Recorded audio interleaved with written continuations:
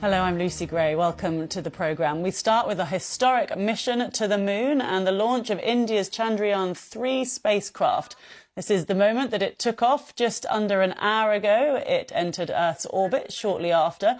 It's India's second attempt at a lunar landing, and if it's successful, the craft will deploy a rover near the moon's south pole next month, and India will become only the fourth country behind the US, the former Soviet Union and China to manage a controlled lunar landing.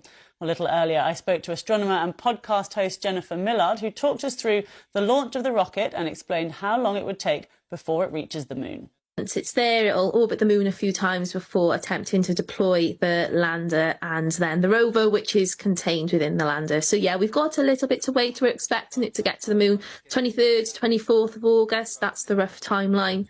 And then, yeah, hopefully India will become only the fourth nation to have a successful soft landing on the surface of the moon, which is absolutely incredible if you think about it. It's only the US, Russia and China that have achieved this. And yeah, India are going for it. You know, they haven't done too much in terms of space exploration. So this is a really ambitious mission, but that's what they tend to do. You know, they were the first Asian nation to reach Mars as well. They've got an orbiter around the moon now that's been operating for over 3 years very successfully as part of Chandrayaan 2.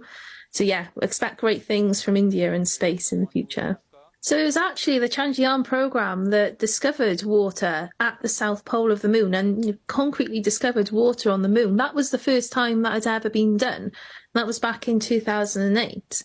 And then, of course, they're really making amazing progress, spending very little money on these projects. You know, when we look at NASA's, the budgets run into hundreds of millions, billions of dollars, whereas the Chandrayaan ones are doing it for $75 million, something like that. We spend more on making movies, and yet India are going to explore. How are they able to do that so much more cheaply?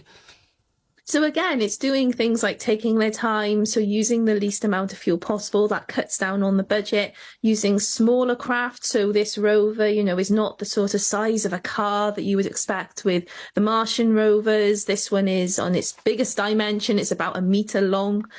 And so then that reduces the cost as well. You know, lower mass as well is always cheaper. And it's very, very specific targets. You know, we only expect this rover to be working for 1 lunar day. That's one of the things with the timing of this mission as well, is to get there for the start of a lunar day. So we've got that full 2 weeks to make the most of all of that solar power to charge the batteries. And so it means that India can do these extraordinary missions and extraordinary science on a very, very low budget, and does show that you don't need to spend all of this money necessarily to do amazing exploration in space. Jennifer Millard there. Well, let's speak now to Prasad Subramanian, who is a professor of at Indian Institute of Science, Education and Research. Thank you very much for joining us. I'm assuming that you watched the launch and are following its progress. What can you tell us? What's your assessment of how things are going? Things are going very well.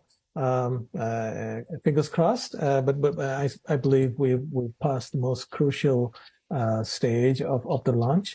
And so as of now, things couldn't be going better. So just to explain what's happened, there was blast off and then the boosters separated from the rocket, didn't they? Those boosters have now fallen into the ocean, and I understand it has now entered Earth's orbit.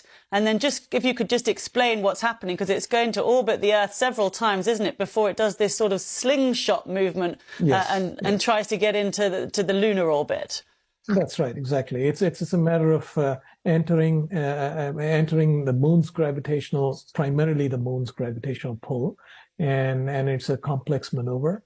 And so to be clear, the rover per se is going to land on the moon only in about 2 weeks or something like that from now. 23rd or 24th of August, they've said. Yeah, that's right. Yes, something like that. So in between now and then, it's a lot of fairly complicated orbital dynamics that's going to happen. Basically trying to build up speed, though, I understand. Yes. The slingshot's a very good analogy. You need to get your stone right in the right trajectory.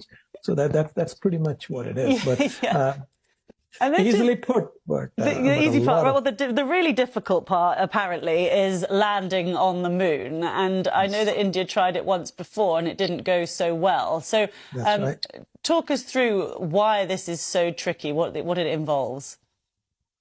Oh, to the extent I understand, it's a matter of think of trying to land on your feet while jumping the top of a building.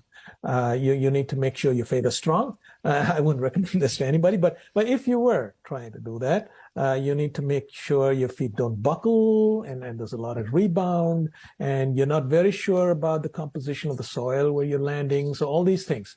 So that's why it's a combination of mechanics and mostly mechanics.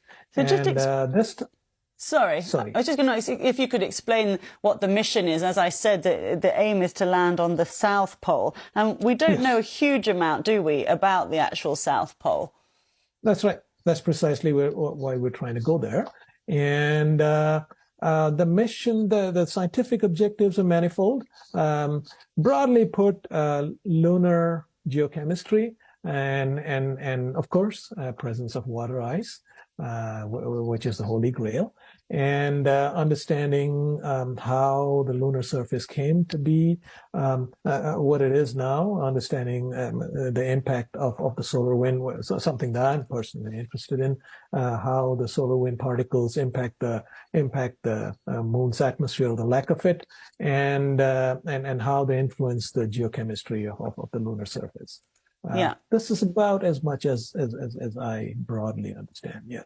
Yeah. Well, so far so good. So we will see, I suppose, won't we, in the coming weeks. Thank you very much for talking to us, Prasad Subramanian, who is a professor at the Indian Institute of Science, Education and Research. Thank you.